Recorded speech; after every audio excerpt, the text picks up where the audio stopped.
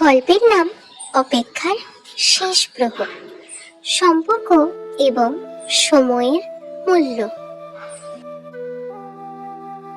ইনি একজন ব্যস্ত কর্পোরেট অফিসার, নাম আকাশ, বয়স 28 থেকে 30-এর ভেতরে। ইনি হলেন রহমত চাচা, আকাশের গ্রামের বাড়ির বেশ পুরনো কেয়ারটেকার। বয়স আনুমানিক 65 বছর। আকাশ ল্যাপটপে খুবই ব্যস্ত, কানে ফোন দিয়ে কথা বলছি, আর তার চোখ মুখে বিরক্তির ছাপ। হঠাৎই ফোনটা বেজে ওঠে। আকাশ বলে উঠল, দেখুন, এই প্রজেক্টটা আমার জন্য খুব ইম্পর্ট্যান্ট। আমি এখন বাড়ি যেতে পারবো না। মাকে বলে দেবেন, আমি পরে কথা বলে নেব। ফোনটা ভীষণ সজোরে রাখে আকাশ টেবিলের ওপর, এবং তখনই তার ফোনে একটি মেসেজ আসে। বাবা, তোর জন্য পিঠে বানিয়েছি, আসবি? আকাশ বিরক্তিকর সুরে বলল, ধুর, কাজের সময় এসব শুধু এই এক জ্বালা। আকাশ গ্রামের বাইরে এসেছে, কিন্তু হাতে কোনো ব্যাগ নেই। সে এসেছে কিন্তু ভীষণ তাড়াহুড়ো করে। সে দেখল বাড়ির উঠোনে অনেক মানুষ জমে আছে। রহমত চাচাও দরজার কাছে বসে আছেন। এত লোক, কি হয়েছে চাচা? এখানে বসে আছো কেন? রহমত চাচা, মা কোথায়? কাল থেকে ফোন কেন বন্ধ? আমাকে মেসেজ দিয়ে ডাকলো কেন?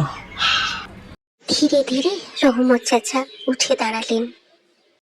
এসেছিস বাবা, শেষমেশ সময় হলো তো। আয়, ভেতরে আয়। ঘরটা ভীষণ অন্ধকার, একটা প্রদীপ জ্বলছে। আকাশ ঘরের মাঝখানে গিয়ে দেখল মায়ের বিছানাটা খালি। সে খুবই অবাক এবং ভয় পেয়ে গেল।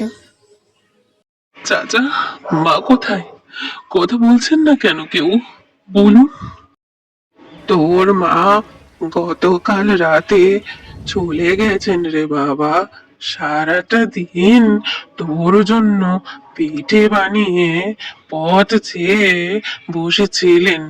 বারবার বলছিলেন, আমার খোকা আজ আসবে, ও পিঠে খেতে খুব ভালোবাসে।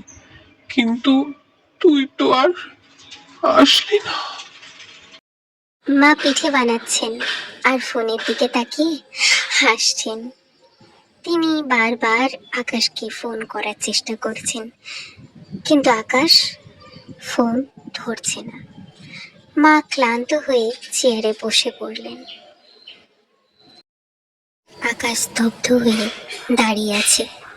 সে থালার উপর থেকে ঢাকাটা সরালো, দেখলো পিঠেগুলো শুকিয়ে গেছে। তার চোখের কোণ দিয়ে দু চোখ বেয়ে জল পড়ছে, এবং টেবিলে তার মায়ের রাখা একটি ডায়েরি সে দেখতে পেল। ডায়েরিটা সে পড়ছে। আজ 10 তারিখ। আকাশ বলেছিল আজ ফোন করবে, হয়তো কাজ খুব বেশি। খোকা আমার অনেক বড় হোক, ও সময়ের অনেক দাম।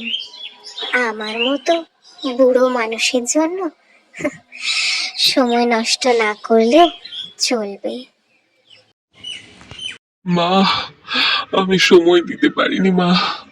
আমি অনেক টাকা কামিয়েছি, কিন্তু তোমার জন্য 5টা মিনিটও ছিল না আমার কাছে।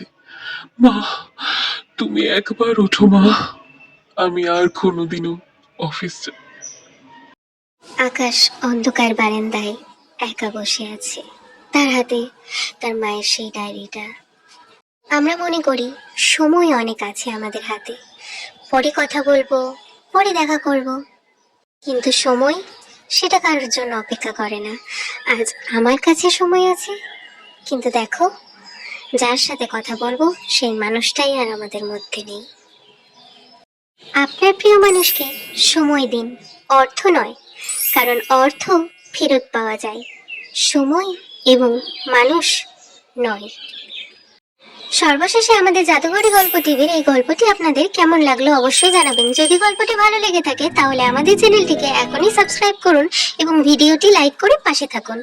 পরবর্তী নতুন গল্প খুব শীঘ্রই আসছে। ততক্ষণ বন্ধুরা তোমরা সবাই ভালো থেকো। টাটা, দেখা হচ্ছে নতুন কোনো ভিডিওতে।